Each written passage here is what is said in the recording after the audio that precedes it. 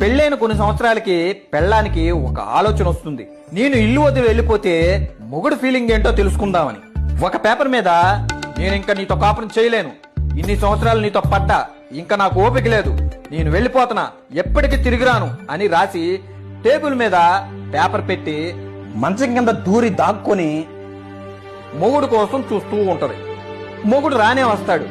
Table మీద paper తీసుకుని చదివి ఆ పేపర్ కింద ఏదో రాసి అక్కడ పెట్టి ఎంతో హ్యాపీగా డాన్స్ చేస్తూ అరుపులు అరుస్తూ నాకు ఫ్రీడమ్ వచ్చింది, నా పెళ్ళం వెళ్ళిపోయింది అని మొబైల్ తీసుకుని కాల్ చేసి, డార్లింగ్ ఇక మనం పెళ్లి చేసుకోవచ్చు, నాకు పట్టిన దరిద్రం వదిలిపోయింది, వచ్చేస్తున్నా అని హ్యాపీగా డాన్స్ చేసుకుంటూ వెళ్ళిపోతాడు. మంచం కింద ఉన్న పెళ్ళానికి కంటి నిండా నీళ్లు. ఏడుస్తూ బయటకు వచ్చి ఆ పేపర్ తీసుకుని చదువుతుంది.